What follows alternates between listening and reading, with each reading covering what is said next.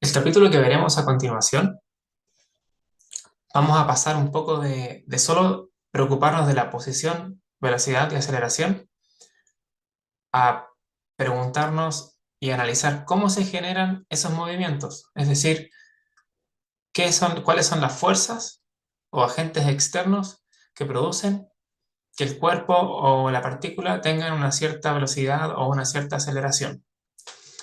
En otras palabras, cuando trabajamos en los capítulos anteriores, nosotros nos preocupábamos de esta parte de las leyes de Newton. Solo describíamos posición, velocidad y aceleración y sin importarnos su causa. Esto fue lo que vimos en las unidades 1 y 2. Lo que veremos a continuación es analizar las fuerzas que originan el movimiento. En la ingeniería civil, lo que nosotros vamos a normalmente conocer son las fuerzas que se aplican sobre estructuras, sobre fluidos, sobre el suelo, y a partir de ello determinamos las aceleraciones. Por ejemplo, la aceleración que tiene un cierto punto de un edificio, la aceleración que tiene un fluido en un canal, etc.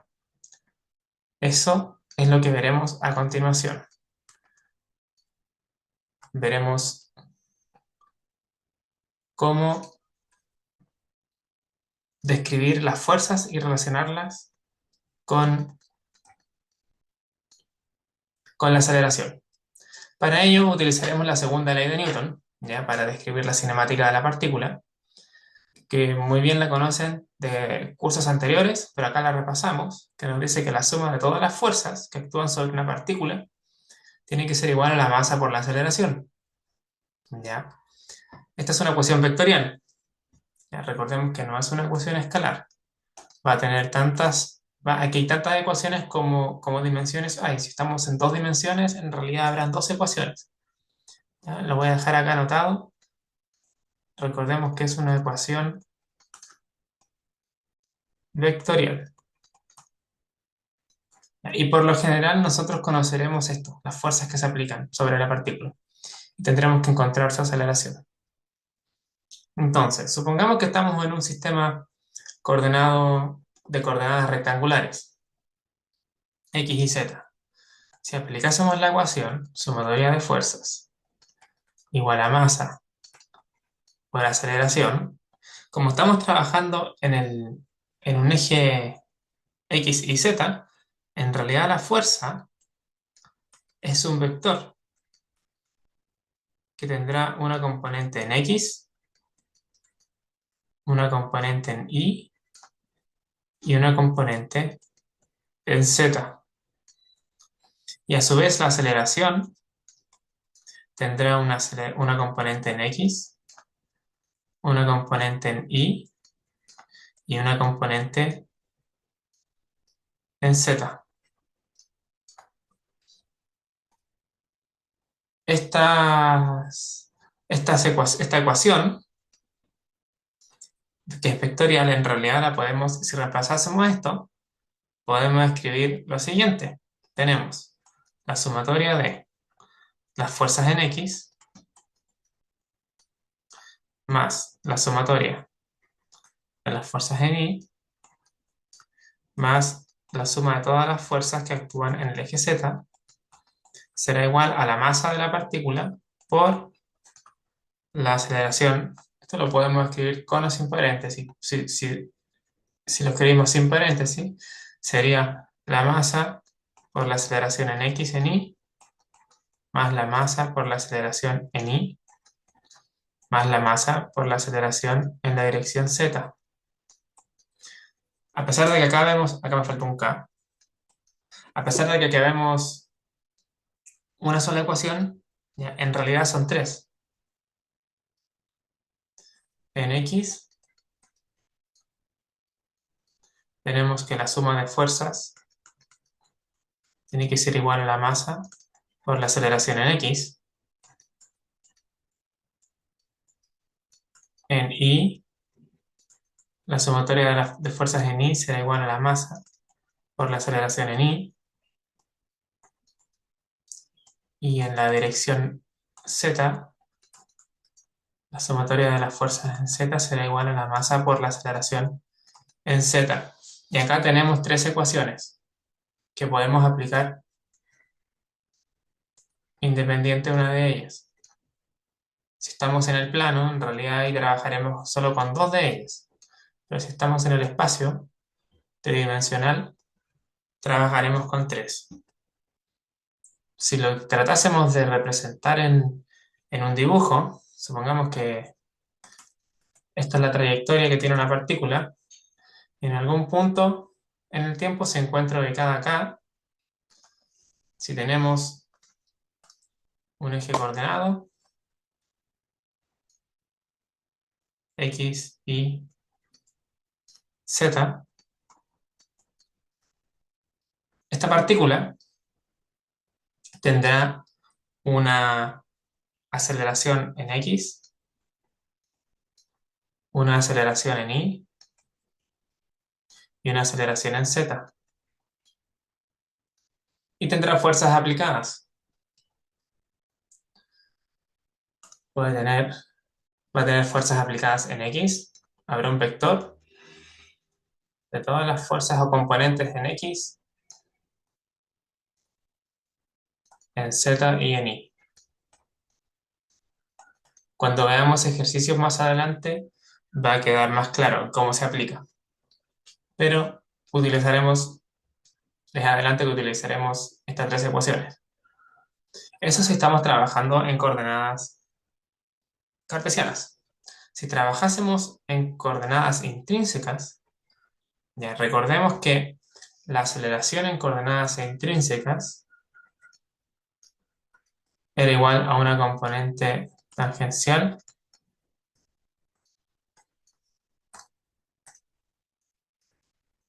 y una componente normal.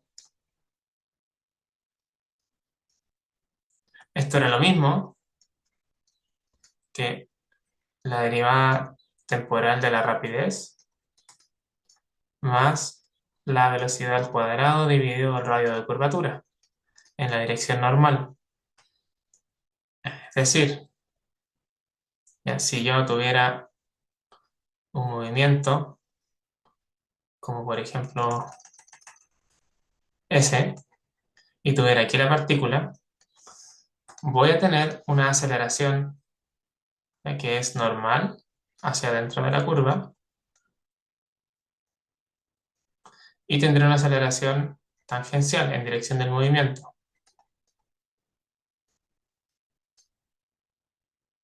Y a su vez tendré fuerzas. En la dirección tangencial tendré una suma de fuerzas tangenciales y en la dirección normal tendré una suma de fuerzas normales. ¿Ya? En palabras y en ecuaciones esto quedaría así. Voy a tener la componente normal, bueno, o tangencial primero, tangencial, que viene siendo la suma de fuerzas tangenciales igual a la masa por la aceleración tangencial. ¿Ya? O también podemos describirlo como la suma de las fuerzas tangenciales igual a la masa por la aceleración tangencial, que es P punto. Y aquí tendremos una de las ecuaciones. A su vez, la componente normal tendremos que es la suma de la fuerza normal es igual a la masa por la aceleración normal. Esto implica que la sumatoria de fuerzas normales es igual a la masa por la velocidad al cuadrado por el dividido por el radio de curvatura. Y ahí tendremos dos ecuaciones para trabajar en coordenadas intrínsecas. También vamos a tener problemas en los cuales trabajaremos en coordenadas polares. Y aquí aplicamos la misma lógica. Tenemos que la aceleración es igual a la aceleración radial por el vector unitario radial y el vector que es transversal por el vector unitario en dirección transversal. La aceleración radial en coordenadas polares, lo vimos en la unidad 1, equivale a el que acabo de escribir. Y la componente transversal equivale a esta cantidad. Ahora, nuevamente, si tuviéramos una trayectoria cualquiera, estamos trabajando con la partícula acá, y el eje coordenado se encuentra, supongamos, aquí, vamos a tener, ya que la posición está ahí, está el ángulo, y tendremos una aceleración radial y una aceleración transversal. Recordemos las direcciones que corresponden, estas son perpendiculares. Y en las mismas direcciones tendremos la suma de fuerzas radiales y en esta dirección la suma de las fuerzas transversales. En ecuaciones sería componente radial. Tenemos que la suma de las fuerzas radiales es igual a la masa por la aceleración radial. O sea, que la suma de las fuerzas radiales será igual a la masa por r punto punto menos r teta punto al cuadrado. Y con respecto a la componente transversal, tendremos que la suma de las fuerzas transversales es igual a la masa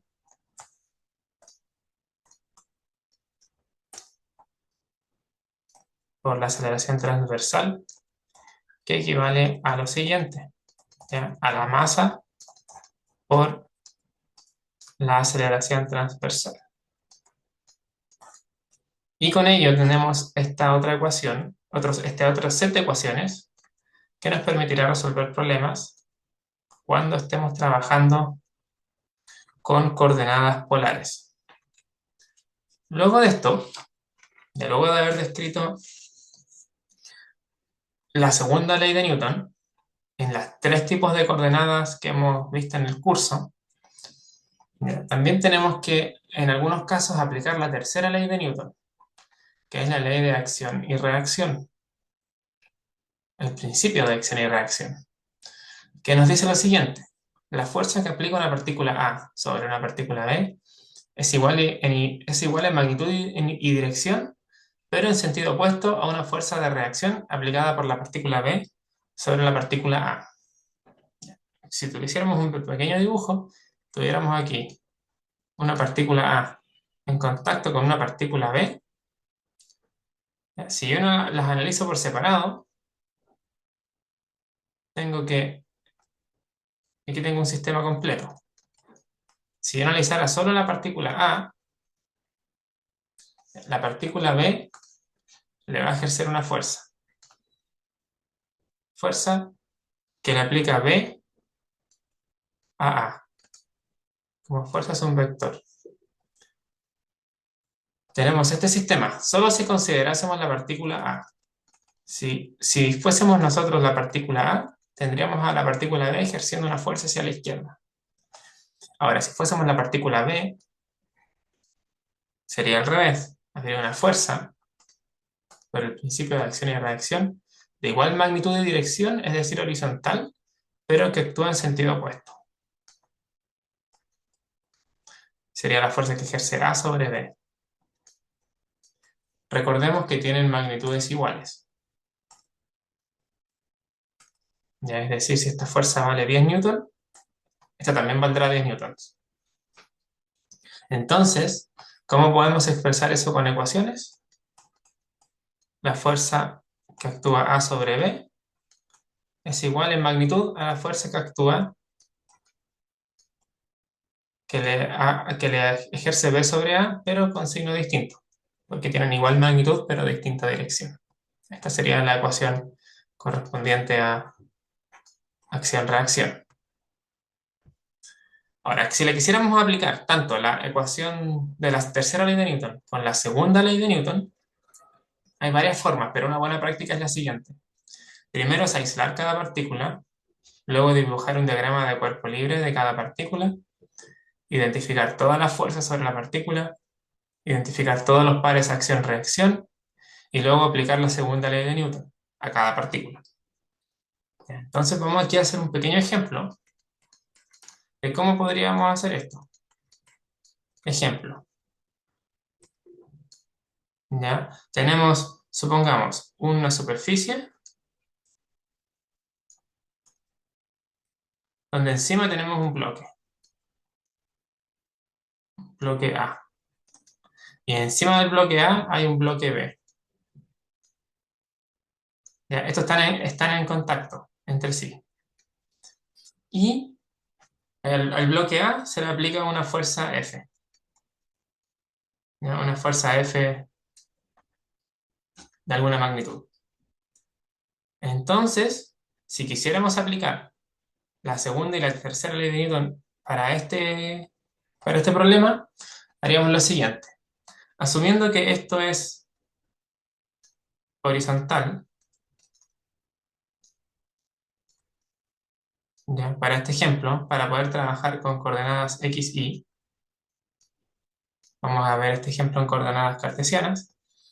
Aquí se nos dice primero aislar cada partícula para aplicarle las ecuaciones a este sistema. Entonces, supongamos que queremos aislar la partícula A. Entonces, veamos aquí. Este es el ejemplo. Aquí, partícula A. La voy a dibujar. Voy a dibujar el bloque, pero en realidad estamos suponiendo que es una partícula. Y van a haber distintas fuerzas que ejercen sobre ella. En primer lugar tenemos el peso.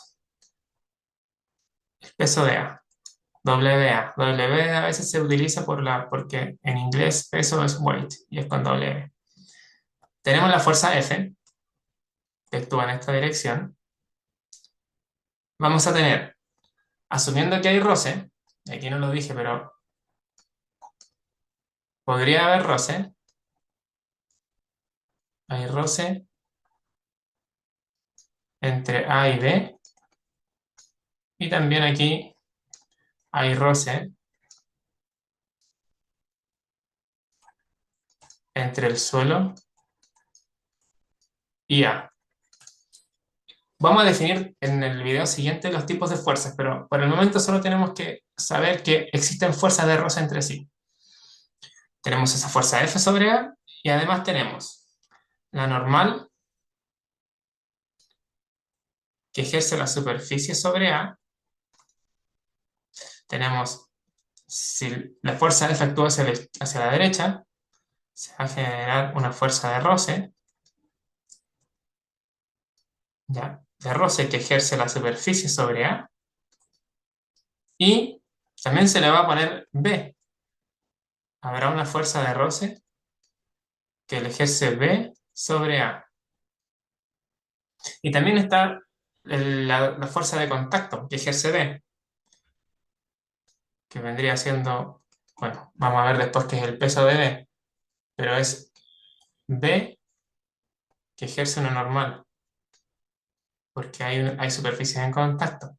La normal que ejerce B sobre A. Y estas son todas las fuerzas que hay sobre el sistema. Recordemos que estamos trabajando en un sistema XY. Bueno, tenemos el diagrama cuerpo libre. 3. Identificar todas las fuerzas sobre la partícula. Lo hicimos. Identificar todos los pares acción-reacción. Eso todavía no lo hacemos. Lo vamos a hacer a continuación. Cuando aislemos la partícula B. La partícula B tiene menos superficie de contacto, por lo tanto un poco más fácil. Tenemos que el bloque B, que está por encima de A, tiene el peso de B, Y aquí tenemos que identificar pares de acción-reacción. A también le aplico una normal. ¿Ya? Sería, para que quede más claro, voy a escribir el peso acá, el peso de B, y la normal que ejerce A sobre B. Y también tendremos el roce, la fuerza de roce que ejerce A sobre B. Ya. ¿Y por qué identifico inmediatamente esta fuerza que actúa en la dirección hacia la derecha? Es porque es un par acción-reacción con esta. Recordemos la tercera ley de Newton. Ya la tercera ley de Newton nos dice eso, que tenemos que identificar los pares de acción y reacción, que siempre van a existir. Entonces aquí si divido esto a la mitad, para poder seguir con el ejemplo, tenemos que los pares acción-reacción son los de este problema. Tenemos la fuerza normal que ejerce B sobre A será igual a menos la fuerza normal que ejerce A sobre B, y esta es una, y el segundo par es la fuerza de roce que ejerce A sobre B, será igual en magnitud, pero en distinto sentido, que la fuerza de roce que ejerce B sobre A. Ya. Y el último paso, aplicar la sumatoria de fuerzas en cada partícula. Tenemos dos partículas y dos direcciones, x, y. Por lo tanto, tendremos cuatro ecuaciones. Por ejemplo, para la partícula A,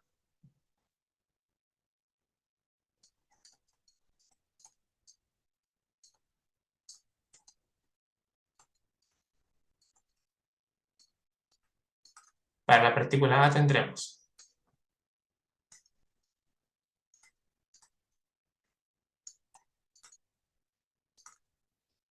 en X. Vamos acá y vemos que hay tres fuerzas en X. Tendremos que F positiva. Vamos a escribir primero la ecuación y luego vamos a escribir la fuerza. En X tenemos que la sumatoria de fuerzas en X es igual a la masa por la aceleración en X. ¿Eso qué nos va a dar? Que F, esta fuerza está en X y tengo estas dos negativas porque actúan en la izquierda. Menos fuerza de roce de B sobre A, menos fuerza de roce de la superficie sobre A, es igual a la masa por la aceleración de A en X. Aquí me faltó indicar qué es la aceleración de A, porque estamos analizando la partícula A. Y aquí tenemos la primera ecuación, luego de aplicar la segunda ley de Newton. En I, tenemos que la sumatoria de fuerzas en I es igual a la masa por la aceleración en I de A.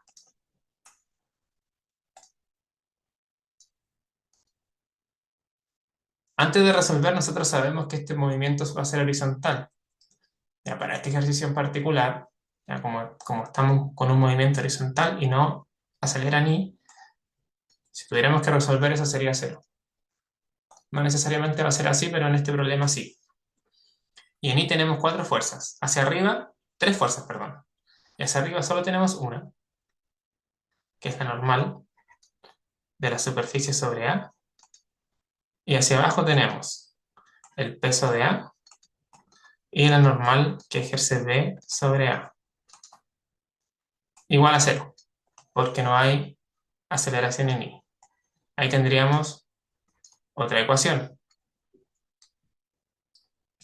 Para la partícula B,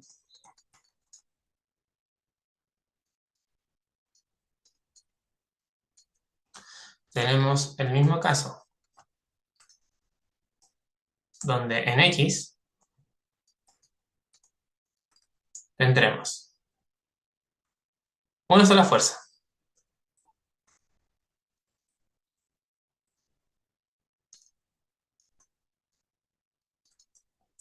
la cual es la fuerza de roce de A sobre B, igual a la masa por la aceleración de B en X.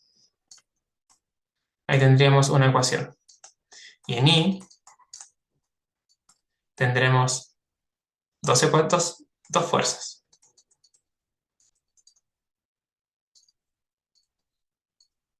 Las cuales son la normal positiva de A sobre B y hacia abajo el peso de B, igual a la aceleración en Y, que en este caso sabemos que va a ser cero porque no hay movimiento vertical. Porque todo este problema, o este ejemplo en realidad es un problema donde hay movimiento horizontal.